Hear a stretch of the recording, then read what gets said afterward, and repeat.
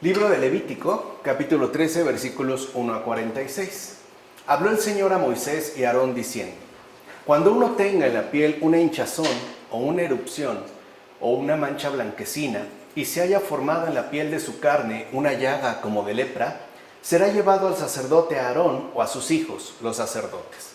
Será puro si se ha vuelto blanco por entero.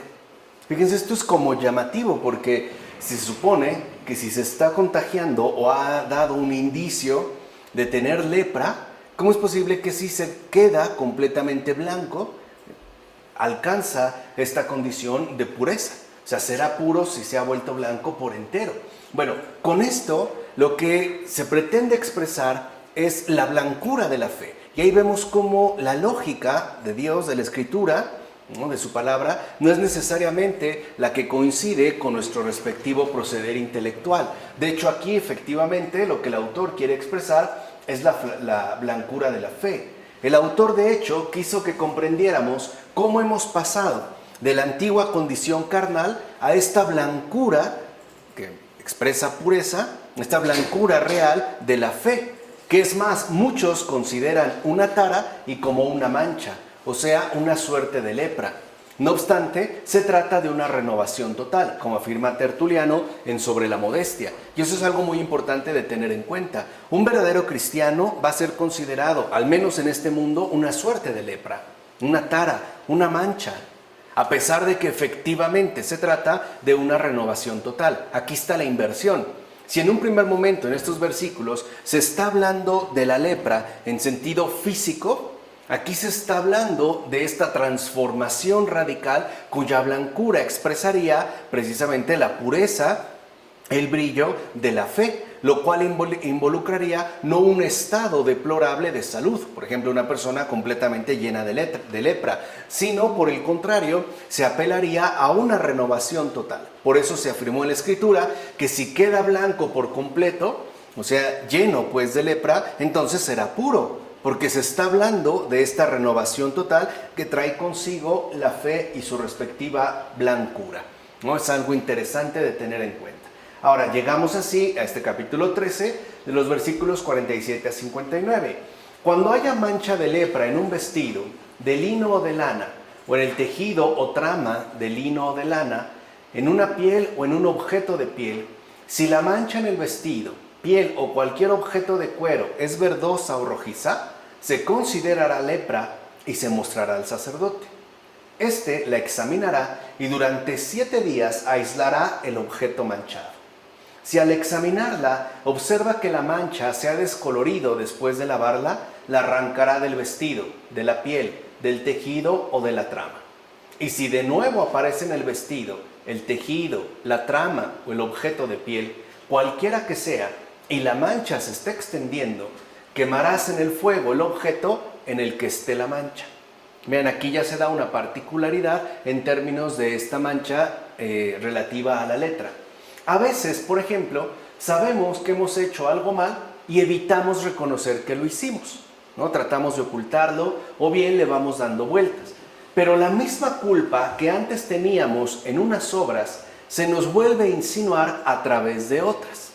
En efecto, hay algunos que están, por ejemplo, sujetos a la inmundicia de la carne, pero luego reflexionan sobre ello y reconocen la culpa de su imperfección. Y cuando se corrigen entonces de su comportamiento, al momento se enorgullecen de esta corrección. O sea, pasan de una mancha a otra. Primero por el pecado cometido y después por la corrección llevada a cabo. Pasarían, por ejemplo, ¿no?, de la inmundicia de la carne a la soberbia o al orgullo de haber podido salir adelante de este problema. En tal caso, de la inmundicia del cuerpo pasan ahora a la inmundicia del alma. Esta última se deja ver por el orgullo del pensamiento. Por ejemplo, qué grande soy que he podido superar sin mayor problema esta falta cometida o este pecado realizado. Así pues, ¿qué tienen estos sino la lepra errante de los vestidos? Que al no quitarse plenamente de la piel, simplemente lo que hizo fue cambiar de un lugar a otro. Pasar pues del cuerpo al alma. En efecto, en tal caso, se tratará de la culpa de un vicio no corregido. Fíjense, ya no solo se trataría del vicio en cuanto tal, sino de la culpa asumida por no haber corregido este vicio. Veamos otro caso. Alguien que tiene riquezas en este mundo y vive con soberbia, pero al escuchar de boca de un predicador que todas sus riquezas perecerán irremediablemente, va y distribuye todo cuanto tiene a los pobres. Suena muy bien. De hecho, sería, digamos, algo digno de destacar. Pues bien, si en esa misma donación hace ahora que se enorgullezca el corazón, lo único que hizo fue cambiar su egoísmo por soberbia.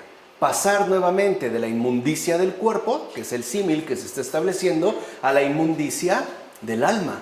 Se ha pasado pues de un vicio a otro, de una mancha a otra. En consecuencia, como hemos dicho, la lepra que le aqueja simplemente cambió de lugar, que es lo que se está expresando en estos versículos que estamos comentando. Por tanto, no debemos olvidar que la lepra es siempre mudable.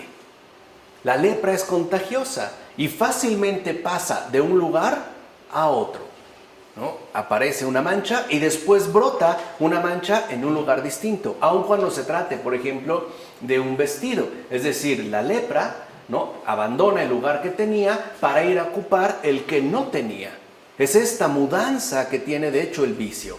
Puede pasar, por ejemplo, en el último caso comentado, de un egoísmo material a una soberbia espiritual. Al hecho de pasar, por ejemplo, del no compartir, ahora al ¿no?, enorgullecerse, ensorbecer el corazón, volverlo soberbio, pues, por haber realizado, digamos, una gran donación. Sucedería entonces como la lepra, que es mudable. Lo mismo pasa con el vicio. Lo vimos ya muy bien en la terapéutica de las enfermedades espirituales. Capítulo 14, versículos 1 a 9. Después tomará el pájaro vivo junto con la rama de cedro, la púrpura, carmesí y el hisopo, y los mojará en la sangre del pájaro inmolado en agua corriente. Entonces rociará 7 veces al que haya de ser purificado de la lepra, y lo declarará puro. Luego soltará por el campo al pájaro vivo. El purificado, por su parte, lavará los vestidos, se afeitará todo el pelo, se bañará en agua y quedará puro. Después podrá acudir al campamento, pero permanecerá fuera de su tienda durante 7 días. Al día 7º afeitará otra vez todo su pelo, su cabeza, su barba, sus cejas, es decir, afeitará todo su cuerpo. Lavará sus vestidos, bañará en agua su cuerpo y quedará puro. En primer lugar, aunque el hisopo es una planta sumamente menuda, penetra las entrañas de las piedras con sus raíces. O sea, lo que destaca realmente del hisopo es la potencia que tiene en sus propias raíces, que son capaces de atravesar las piedras. Es pues un ejemplo apropiado de las heridas internas del ser humano.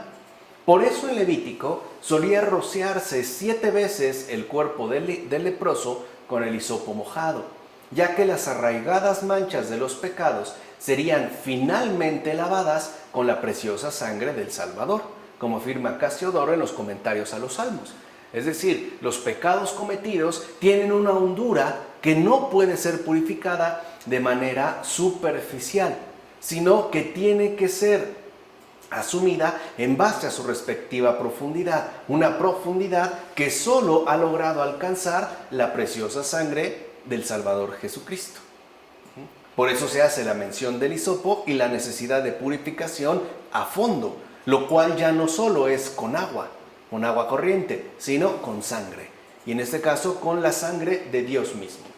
Por último, tengamos en cuenta lo siguiente: para que una persona pueda permanecer al interior del campamento del Señor, necesita ser purificado, es decir, lavado con agua, tal y como se indicó. Es pues ya aquí una introducción, un preanuncio del bautismo definitivo del Señor Jesús. Para poder permanecer al interior mismo del campamento, ¿no?, de la verdadera tienda de la reunión, que es la iglesia, uno necesita efectivamente ser purificado con agua, es decir, recibir el bautismo. Por eso se ha asumido ya desde entonces el bautismo como el medio de acceso o el ingreso particular para entrar a formar parte de esta convocatoria, ¿no? O de los que han sido congregados por Dios. Bueno, como afirma Juan Damasceno en la exposición de la fe al hacer referencia al bautismo. Capítulo 14, versículos 10 a 20. Al octavo día tomará 2 corderos sin defecto, una cordera sin tacha de 1 año, 3 décimos de flor de harina amasada con aceite para la oblación y un log de aceite. El sacerdote encargado de la purificación pondrá ante el Señor a la entrada de la tienda de la reunión al que se purifica con sus ofrendas. Está viendo cómo se está dando, ¿no? De manera detallada todo el respectivo proceso que hay que asumir. Mira, la ofrenda de la flor de harina que se mandaba ofrecer por los que se purificaban de la lepra era figura anticipada del pan de la Eucaristía que nuestro Señor Jesucristo mandó ofrecer en memoria de la pasión que padeció. O sea, primero se comienza por el bautismo y es gracias al bautismo que podemos acceder también al banquete del Señor, en este caso a la Eucaristía. Ningún no bautizado puede, de hecho, acceder verdaderamente a este pan de la Eucaristía. Esta pasión fue ofrecida por todos los seres humanos que ciertamente purifican su alma de toda maldad. O sea, una vez purificados por el bautismo, es que en efecto, gracias a la pasión del Señor, podemos recibir esta Eucaristía. En primer lugar, el bautismo como purificación y la Eucaristía como plenificación. Así pues, Él fue quien nos libró de la maldad con que nacimos, llegando como el hisopo. Por eso recuerden otra vez la figura que aquí se ha mencionado, esta planta menuda, ¿no? Él fue pues el único que nos libró de la maldad con que nacimos, porque llegó como el hisopo hasta las entrañas mismas, hasta las entrañas más profundas de nuestra humana corrupción, como afirma Justino Mártir en el diálogo con Trifón. Por eso vemos cómo Jesús es el único Salvador del mundo, el que nos ha purificado por una parte de los pecados y el único que ha logrado efectivamente erradicar desde sus propias entrañas nuestra respectiva corrupción humana. Capítulo 14, versículos 21 a 57. Si es pobre y no dispone de medios a su alcance, tomará un solo cordero como sacrificio por el delito para expiar con él con el rito del balanceo. 1 décimo de flor de harina amasada con aceite como oblación y un log de aceite o 2 tórtolas y 2 pichones según sus recursos. Uno será para el sacrificio de expiación y el otro para el holocausto.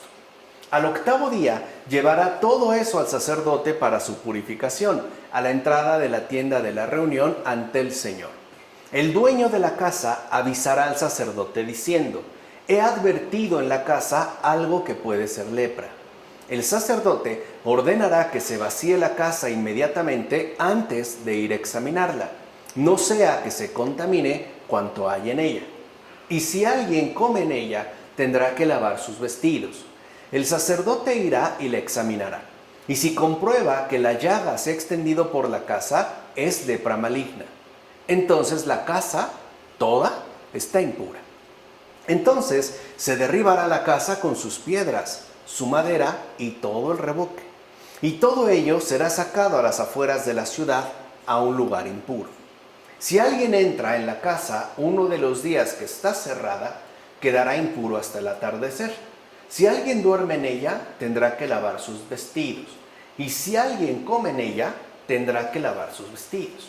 Mira, si después de la recuperación y transformación del bautismo, el sacerdote observa de nuevo en la misma casa algo de las viejas manchas, o sea, si una vez de haber sido recuperados, purificados por el bautismo y más aún, ¿no?, plenificados por la Eucaristía, volvemos de nuevo a las viejas manchas, volvemos de nuevo a los vicios erradicados, a los pecados suprimidos, entonces el sacerdote la declarará impura y ordenará que sea arrojada a un lugar inmundo. Por tanto, este será el estado del ser humano en cuerpo y alma, que después de haber sido transformado mediante el bautismo, tome de nuevo sobre sí las escabrosas manchas del pecado. O sea, el Señor nos libra, pero nosotros tenemos al menos como posibilidad el volver de nuevo al pecado mismo, aún atentando contra la obra misma de purificación que el Señor haya realizado. Así pues, será expulsado fuera a un lugar inmundo, o sea, entregado a Satanás para su destrucción, y será eliminada por completo, no solo en referencia al alma, sino también al cuerpo, como afirma Tertuliano en Sobre la Modestia. Capítulo 15, versículos 1 a 33. Habló el Señor a Moisés y a Aarón y dijo: Decid a los hijos de Israel: cuando un hombre padezca flujo seminal, quedará impuro. Quien toque su lecho deberá lavar sus vestidos, se bañará en agua y quedará impuro hasta el atardecer. Cualquiera que toque algún objeto sobre el que aquel se haya sentado, quedará impuro hasta el atardecer. Si alguien lo transporta, lavará sus vestidos, se bañará en agua y quedará impuro hasta el atardecer. Y si la polución ocurre mientras un hombre yace con una mujer, o sea, el flujo seminal, la eyaculación pues, ambos se bañarán en agua y quedarán impuros hasta el atardecer. Ciertamente existen 3 tipos de baños. En efecto, está el de los establecimientos donde se suele limpiar la suciedad del cuerpo, ¿no? Lo que eran los baños públicos, los cuales duraron durante siglos y siglos. De hecho, lo que podemos llamar baños privados fue algo surgido de manera muy posterior. Pero está también, por ejemplo, el baño judío, más digno que el de los baños públicos por ser ritual. Es cierto, tiene, digamos, una mayor valía, precisamente por encontrarse al interior de toda esta ceremonia ritual que se establece, pero al mismo tiempo es inferior al baño de la gracia, que es el tercer baño y el más importante de todos, ya que o sea, el baño de la gracia, no solo limpia lo corporal, sino también lo que afecta a la debilidad humana. Hay también, pues, necesidad de limpiar todo aquello que afecta, en términos concretos, a nuestra humana debilidad, cosa que hace efectivamente el baño de la gracia. No solo el agua, sino la acción misma del Espíritu, como afirma Juan Crisóstomo en las catequesis bautismales. Así pues, desde el principio, la Escritura testifica que el agua es un elemento purificador, ¿no? Ya se señala el agua como un elemento purificador. Por eso se dijo que el Espíritu se cernía sobre las aguas, en el libro del Génesis. En consecuencia, en los tiempos de Noé, Dios lavó el pecado del mundo con el agua. Y luego toda impureza fue purificada con agua según la ley. Va siendo también a través del agua, hasta que por fin llegó el baño total, es decir, el baño regenerador del bautismo que lava y purifica todo lo que somos. Es decir, lava y purifica tanto exterior como interiormente. Vean aquí entonces el énfasis que se está colocando al verdadero baño total, o sea, al baño regenerador del bautismo, el cual, este baño ritual que se menciona en Levítico, era una preparación, como afirma Juan Damasceno en la exposición de la fe. Recuerden que Dios no acepta la autoridad humana como una vía insuperable, ¿no? Como un elemento que sea además, por ejemplo, indiscutible. Se trata de seguir los lineamientos que Él va indicando. Por eso, tanto el hombre como la mujer están llamados al único bautismo según también la unión.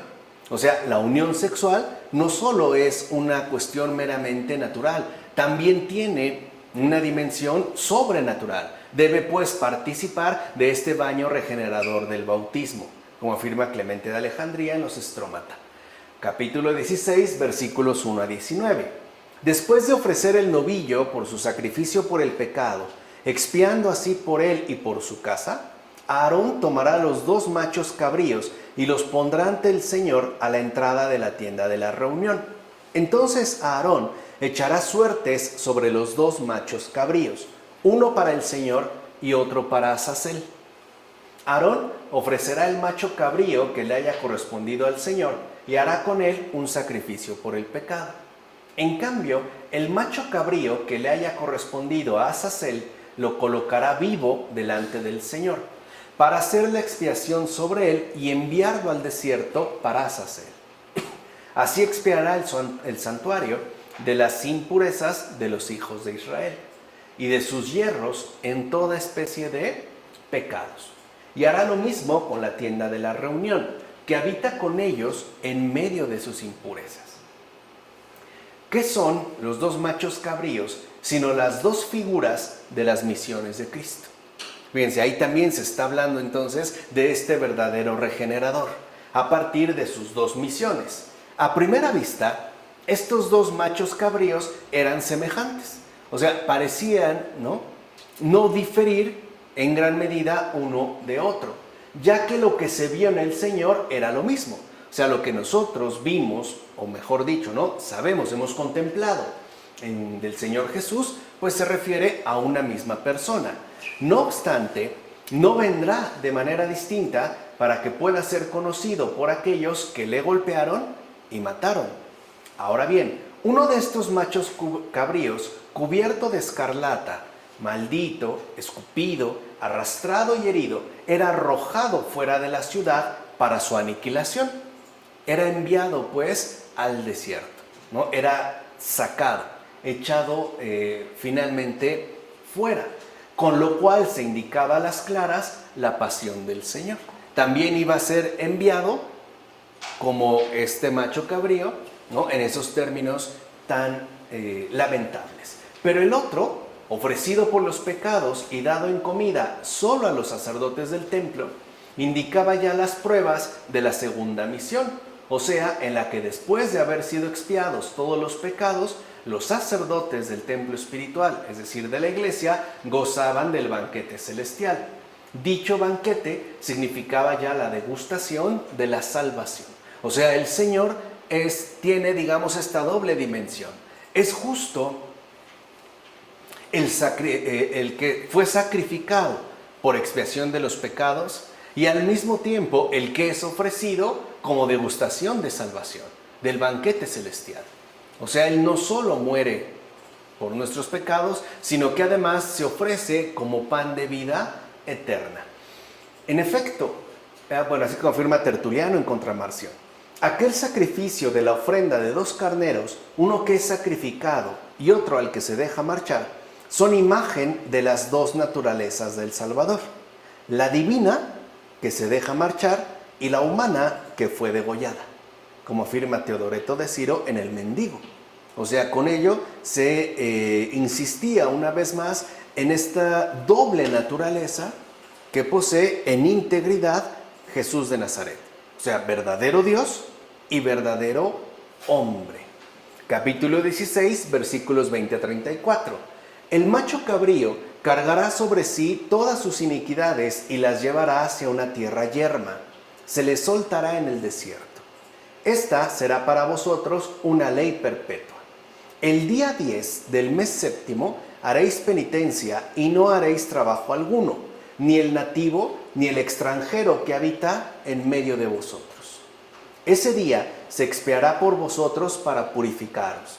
Quedaréis limpios de todos vuestros pecados delante del Señor. Entonces aquí ya se muestra el efectivo poder de la penitencia, pues los ayunos, las vigilias y las santas mortificaciones ayudan a los cuerpos humillados. O sea, también no son necesarios y limpian a los corazones manchados. O sea, nos ayudan para ir limpiando toda impureza. Si bien es cierto que, por ejemplo, a veces ya no llegamos a cometer pecados graves o por lo menos sumamente notorios, eso no implica que nos vayamos también como adjudicando una serie de impurezas más o menos grandes, los cuales también necesitan ser limpiados. Y para poder limpiar los corazones de estas manchas, de estas impurezas, es que se acude a la penitencia. De hecho, por ejemplo, en este caso, hablando de manera muy corporal, muy específica, aunque los miembros corporales pierden su vigor, se abrillanta la conciencia con la penitencia. O sea, se debilita el cuerpo, pero se fortalece el espíritu. Así pues, la mortificación de ahora sirve para prevenir la sentencia de la muerte futura. como afirma Cesáreo de Arles en un sermón. O sea que la mortificación no solo tiene que ver con la aflicción del cuerpo, sino que tiene que ver con esa prevención, ¿no? Dada en relación a la posible sentencia que pueda darse de la muerte futura. O sea, preferimos purificarnos aquí que acabar condenados allá, ¿no? Preferible hacerlo aquí por medio de la mortificación. Capítulo 17, versículos 1 a 16. Porque la vida de la carne está en la sangre, y yo la he destinado para que vosotros mediante ella hagáis expiación en favor vuestro sobre el altar, pues solo la sangre por tener vida es la que expía. Por eso he dicho a los hijos de Israel, ninguno de vosotros comerá sangre, ni tampoco el extranjero que habita en medio de vosotros. Mira, el cuerpo del ser humano fue creado del polvo, y después le fue dado el poder de la vida, es decir, lo que precisamente es el alma. ¿Qué es entonces el alma? El poder de la vida. Es pues la fuerza vital y por ende lo que nos anima, lo que nos constituye en términos de seres animados. En consecuencia, se prohíbe dañar a otra persona según su alma. Es eso lo que se está prohibiendo. No solo es la ingesta directa de sangre, no, es el hecho de no hacer daño a ninguna otra alma y por ende también a ningún otro cuerpo. O sea, no debemos desangrarlo de ninguna manera. Por ejemplo, haciéndolo sufrir, haciéndolo padecer. Eso es comer sangre.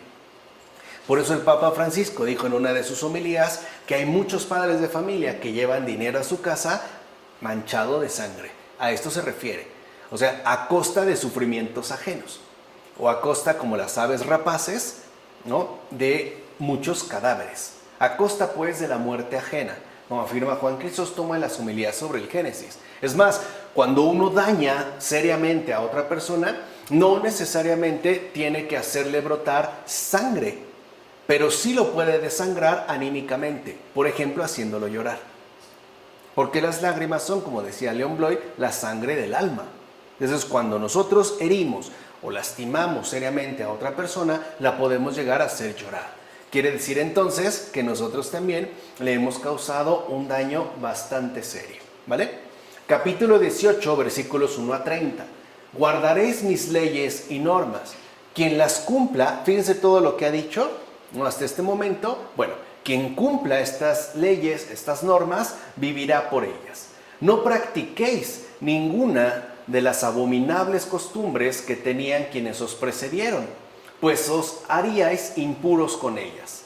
Yo, el Señor, vuestro Dios. Aquí se propone ya la justicia de la ley. O sea, se ha dado pues un paso adelante, ya que quien la practicare, la ley, pues entonces por ella vivirá.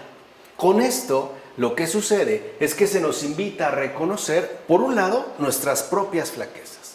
O sea, el darnos cuenta quizá que para poder alcanzar o realizar lo que el Señor nos está solicitando, sería algo que nos superaría o que iría más allá incluso de nuestras propias fuerzas y debilidades, debido a nuestras flaquezas. Pero por otro lado, también entonces se nos va a invitar a reconocer que necesitamos recibir la ayuda de Dios mismo, en tanto autor de toda justicia. Entonces no solo se trata, bueno, como afirma Agustín, en del espíritu y de la letra. O sea, no solo se trata de que nosotros reconozcamos nuestras flaquezas, sino que al mismo tiempo, una vez reconocidas estas flaquezas, podamos recibir la ayuda que el Señor nos quiere brindar. Y eso sería, en efecto, digamos, lo más importante y lo más necesario. Por eso hay como un programa, a mí me gusta llamarle así, un programa antropológico de San Agustín, que él resume muy bien como en 3 fases. Conócete, acéptate, supérate. ¿Qué quiere decir conócete? O sea, date cuenta de la realidad en la cual tú te encuentras. O sea, date cuenta de tus flaquezas, reconoce tus debilidades y no las niegues. Eso es lo que da paso a la segunda fase. Acéptate. O sea, date cuenta que tienes esta debilidad o que tienes aquel vicio o que tienes simple y sencillamente aquella tendencia pecaminosa. Acéptate. Ahora, la parte fundamental es la última, la tercera fase, supérate. En San Agustín, supérate no significa, pues échale ganas, mira, haz una especie de programa, ¿no? De rehabilitación, donde puedas salir adelante, etc. No, supérate, en Agustín, la superación más bien significa el recibir la ayuda que necesitamos por parte de Dios. De otra manera, no podría hablarse de una auténtica recuperación. No podría, de hecho, hablarse de una verdadera superación, ya que nuestras respectivas flaquezas, en cuanto tales, no son superables por nuestras propias fuerzas. Es justo aquí lo que se está dando a entender también. Entonces, en realidad, la ley no promueve en pago de su observancia el reino de los cielos.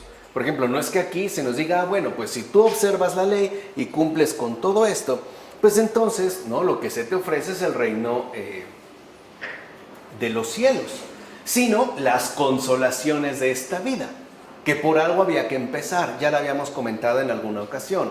La ley es un comienzo en esta tierra para poder llegar después al cielo.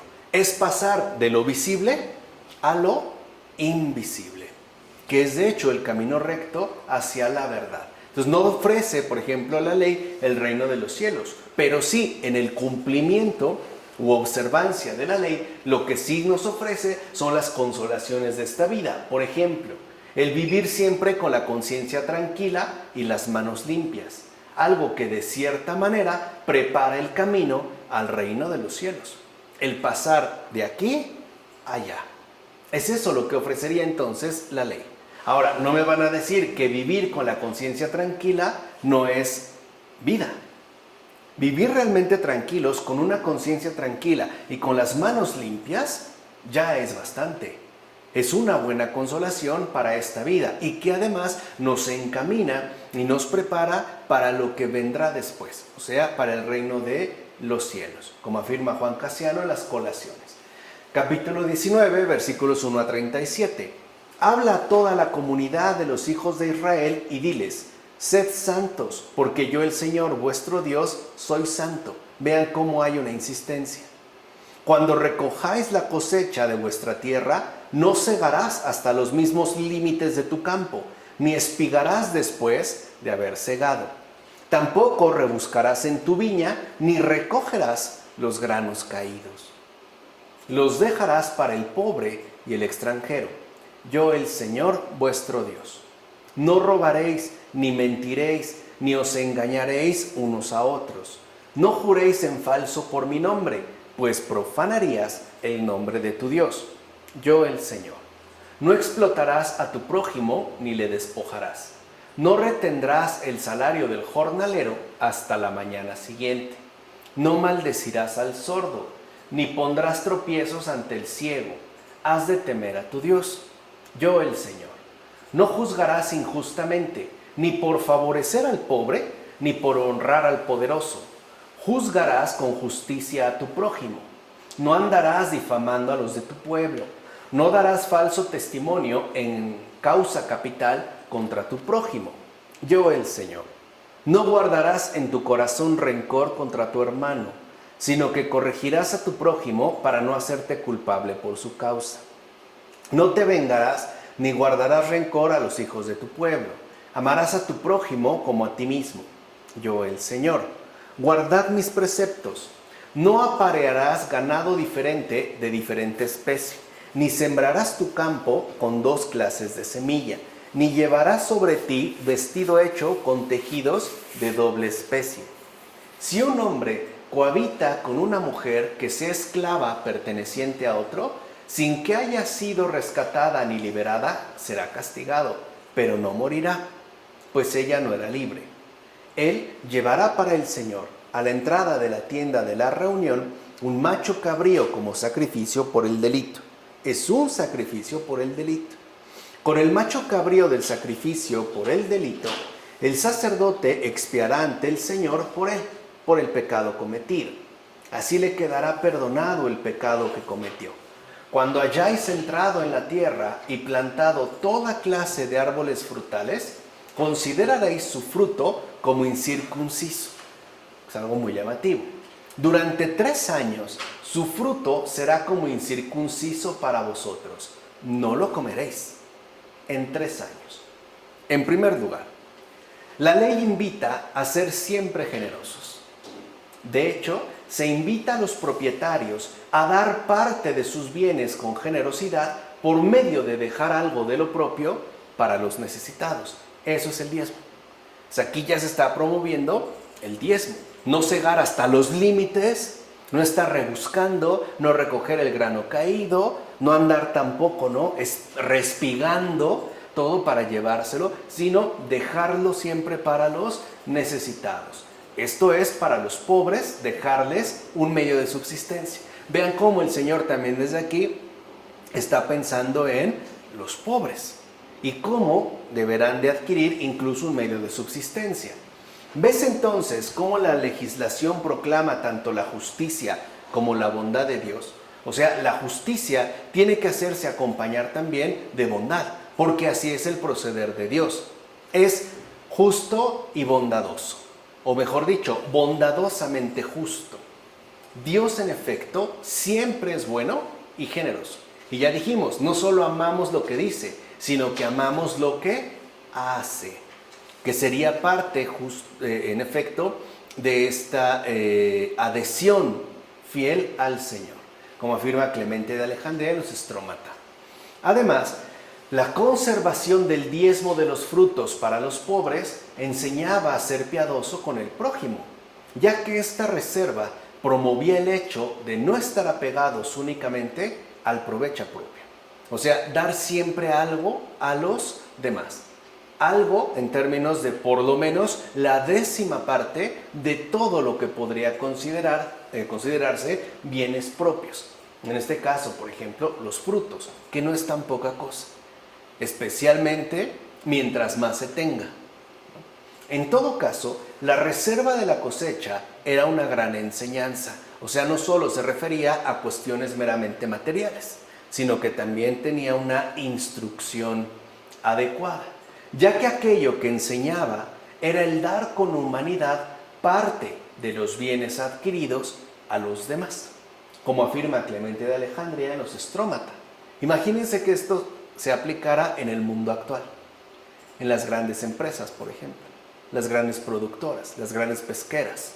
¿Cuánta gente no se vería finalmente beneficiada? Y eso no en perjuicio suyo, De hecho, no les afectaría en realidad.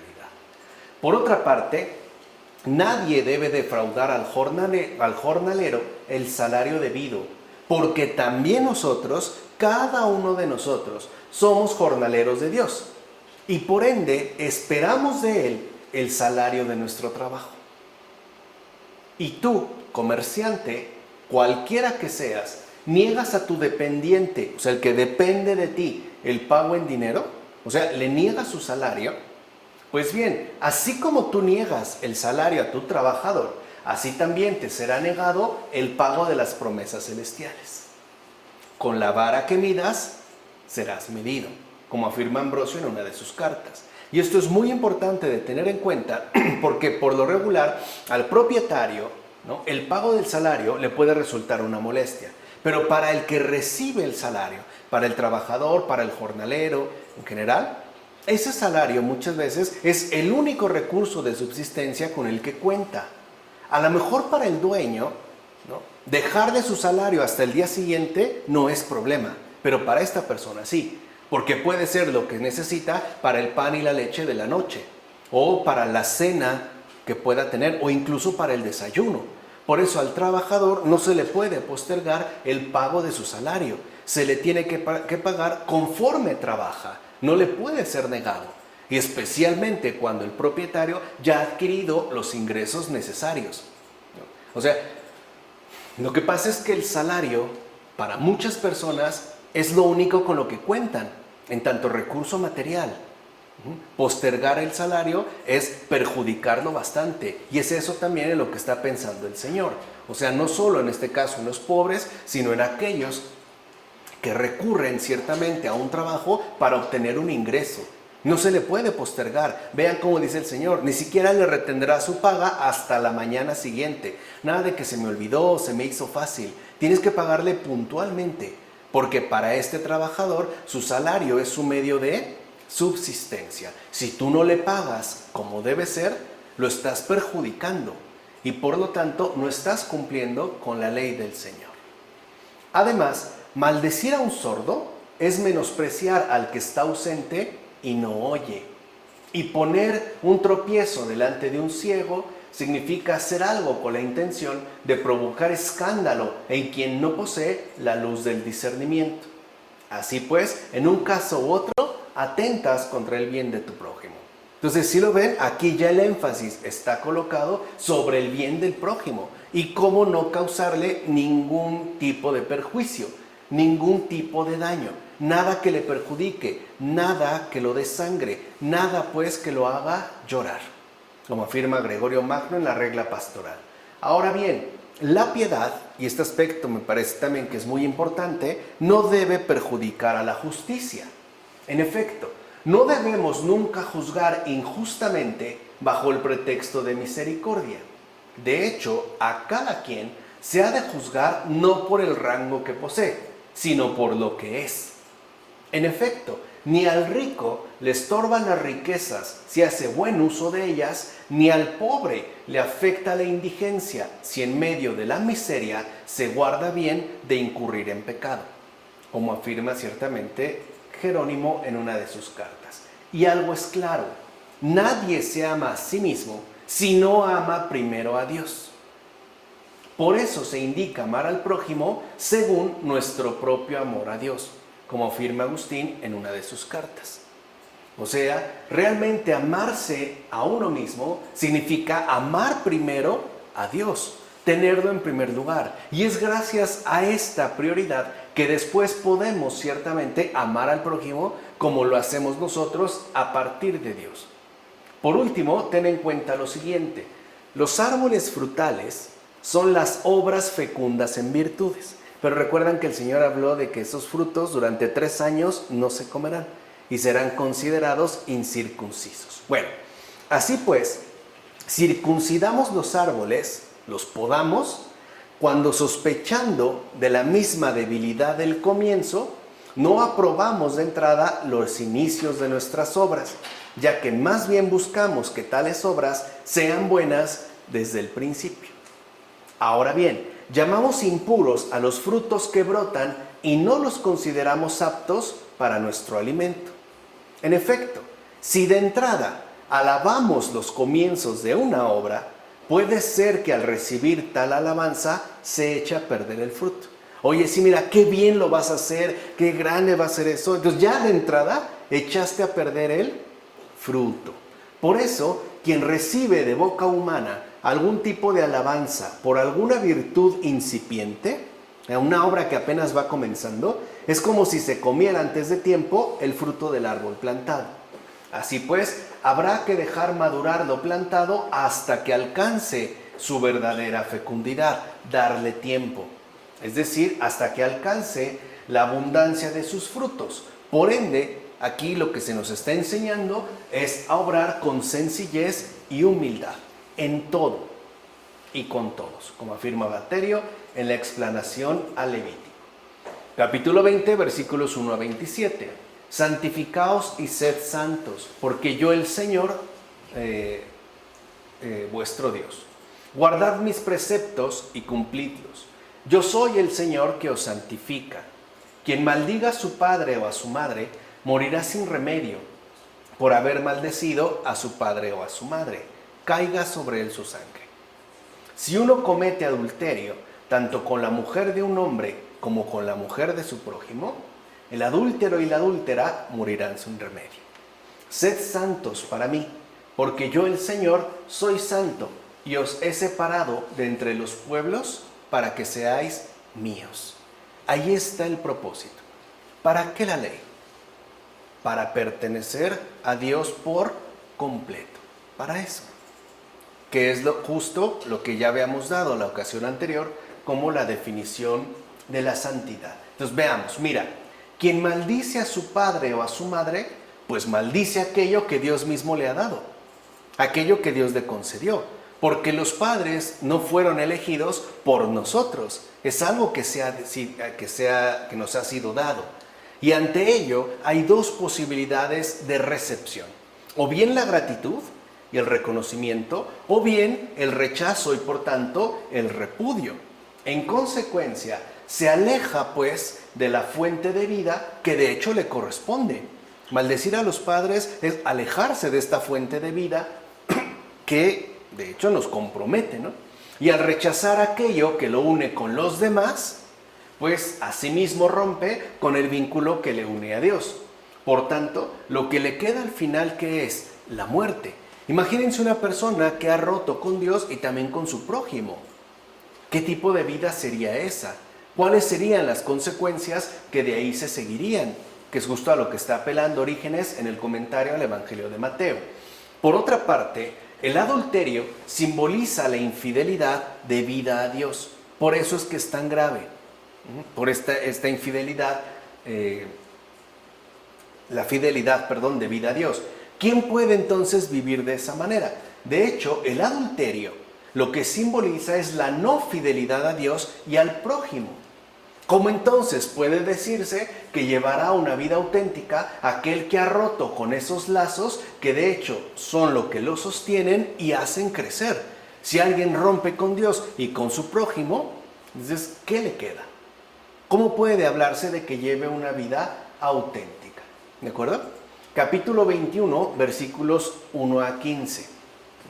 Y ya con esto terminamos el día de hoy. Han de ser santos para su Dios. Lo considerarán santo porque presenta el pan de tu Dios. Será santo para ti como santo soy yo, el Señor que os santifico. Si la hija de un sacerdote se deshonra prostituyéndose, deshonra a su padre. Será quemada en el fuego. Esto suena muy fuerte, ¿no?